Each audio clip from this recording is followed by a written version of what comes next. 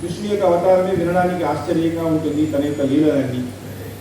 ఆ కృష్ణునితోనే బలరాముడు ఉన్నాడంట. కాబట్టి ఎలా ఉందంటే పాలలో చక్కెర వేసి తాగేటప్పుడు అదే కదా, పాలు ఉట్టి పాలు తాగినా బాగుండదు, ఉట్టి చక్కెర కూడా మనం ఎక్కువ తినలేము, రెండు కలిపితేనే బాగుంటుంది. కాబట్టి బలరాముడు కృష్ణుడు అలా ఉన్నారంట. వాళ్ళిద్దరి యొక్క అవతారం, ఇద్దరు ఎప్పుడు పక్కపక్కనే ఉన్నాడు కాబట్టి ఆ క్షీరం చక్కెర దాన్ని మళ్ళీ ఒకసారి వేసినాక దాన్ని విడదీయలేదు, అలా ఉన్నారంట ఆశ్చర్యమైన బలరాముడు కృష్ణుడు.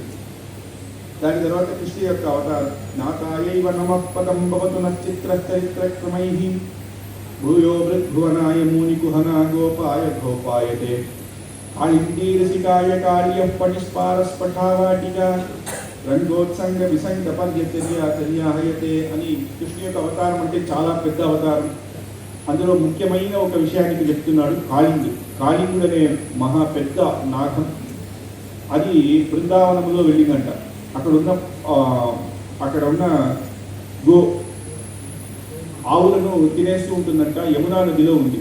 అందరూ చెప్తున్నారు కృష్ణ అక్కడికి వెళ్ళకు, ఇంట్లో వాళ్ళందరూ వాళ్ళు వెళ్ళేటప్పుడు అక్కడ పిల్లలందరూ అక్కడ వెళ్ళకండి, యమునా నదిలో పెద్ద కాళింగుడు అనే మహా పెద్ద నాగం ఉంది, అది విషం, అక్కడ మీరు వెళ్తే చంపేస్తుందని. కానీ కృష్ణుడికి ఇలా చెప్తే అక్కడికే వెళ్తారు. ఏది వద్దు అని చెప్తే అదే చేస్తాడు కృష్ణుడు.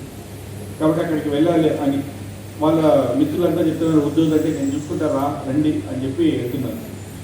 అక్కడికి వెళ్ళి ఆ యొక్క పెద్ద చెట్టు పైన ఎక్కి ఆ యమునా నది నుంచి కాళింగుని కృష్ణుని పిలుచున్నాడంట. కాళింగుడు నువ్వేం చేస్తావు, నా దగ్గరికి రా. అతడికి ఇంకా బాగా కోపం వచ్చి, ఇంత చిన్న పిల్లవాడు నువ్వేం చేస్తావు అని చెప్పినప్పుడు పరిగెత్తుకుంటూ వెళ్ళి యమునా నదిలో దూకాడట. అందరికీ కొంతసేపు కృష్ణుడు కనబడలేదని భయం వచ్చేసింది.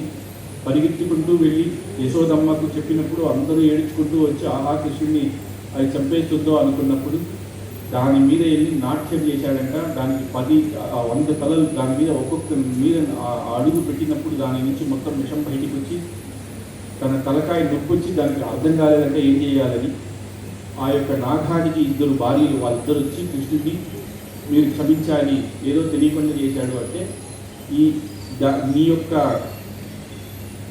ఇది ఇక్కడ కాదు కదా, నువ్వు అడవిలో ఎక్కడో ఉండాల్సిన వాడు, ఈ నగరంలో వచ్చి మంచి వాళ్ళకి నువ్వు ఎందుకు కష్టపెడుతున్నావు అని చెప్పినప్పుడు అతను చెప్పాడంట, గరుడ భగవంతునికి భయపడి నేను ఇక్కడ వచ్చాను అని. అప్పుడు భగవంతుడు చెప్పాడంట, నీ యొక్క తల మీద శిరస్సు మీద నేను కాళ్ళతో ఆడిన దానివల్ల తన యొక్క కాళ్ళ యొక్క స్పర్శం ఆ యొక్క నాగుడి మీద ఉంది, నీ మీద ఉంది కాబట్టి దాన్ని చూసి నేను గరుడు ఏం చేయడు, నువ్వు అక్కడికి వెళ్ళి ఇంకోసారి ఇక్కడ వచ్చి కష్టాన్ని ఇవ్వకు అన్నాడు. అటువంటి ఎందుకంటే తన తల అంటే మన యొక్క అహంకారాన్ని పోగొట్టాలి అని అటువంటి ఆ యొక్క కాళింగుని యొక్క అహంకారాన్ని కృష్ణావతారంలో పోగొట్టావు కదా, అలా మన అహంకారాన్ని కూడా పోగొట్టాలని కృష్ణావతారాన్ని ఆ కృష్ణుడిని ఆశ్చర్యంగా ఇక్కడ మంగళాశాసనం చేస్తున్నారు. మనకు భగవద్గీతను ఇచ్చిన మహా అనుగ్రహం చేసిన వాటిని చేసినది కృష్ణావతారం. అలా కలియుగంలో కూడా మనకు ఎప్పుడు కలియుగంలో భగవంతుడు అవతరిస్తారంటే వెంకటేశ్వర స్వామి కలియుగంలో ఎప్పుడు వస్తారంటే అధర్మం అంతా ఎక్కువై ఆ సమయంలో ఒక ధర్మం అనేది ఏమీ తెలియకుండా మొత్తం లోకం మారిపోయినప్పుడు అతనే ఆ యొక్క కలియుగంలో వచ్చి మన ఈ యొక్క భూమిని ప్రళయాన్ని చేసి దాని తర్వాత కొత్తగా సృష్టి చేసి అనుగ్రహిస్తాడు అనేది కలియుగం. అలా ఇటువంటి ఆశ్చర్యమైన అవతారాలను ఇక్కడ చెప్తున్నారు. ఒకే శ్లోకంలో 10 అవతారాలను మంగళాశాసనం. ఇచ్చామీన విహార కచ్చప మహాపోత్రిని దృచ్చాహరే రక్షావామన రోషరామ కరుణా కాకుత్సహేలా హరి క్రీడావల్లభ కల్కవాగన దశా కల్కిన్నితి ప్రత్యహం అని మీన అంటే మత్స్యం అనుగ్రహించడానికి. ఇచ్చామీన విహార కచ్చపం అంటే కూర్మం. కచ్చప మహాపోత్రి మహారూపంలో వచ్చిన వరాహ రూపం. ఎదురుచ్చాహరే షడలుగా వచ్చాడు కాబట్టి నరసింహస్వామి. రక్షావామన రక్షించడానికే వచ్చిన అవతారం రక్షావామన. రోషరామ అంటే కోపమైన రాముడు పరశురాముడు.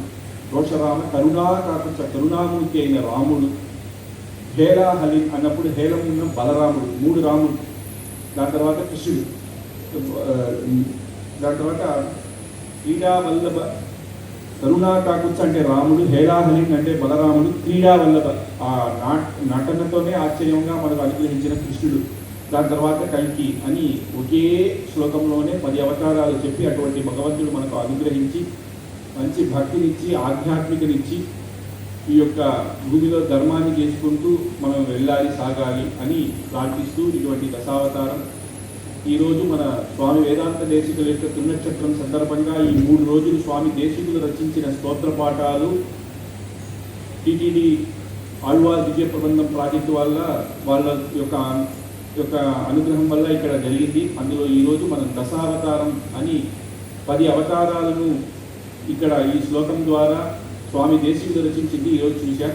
అటువంటి భగవంతుని మనకు అనుగ్రహించాలి అని వేడుకొని ఈరోజు సమాప్తిస్తున్న కవితాతీత సింహాయ కళ్యాణ గుణశాలినే శ్రీమదే వెంకటేశాయ వేదాంత గురవే నమః. స్వస్తి ప్రజాభ్యః పరిపాలయంతాం న్యాయేన మార్గేణ మహీషాః. గోబ్రాహ్మణేభ్యః శుభమస్తు నిత్యం. లోకాః సమస్తాః సుఖినో భవంతు.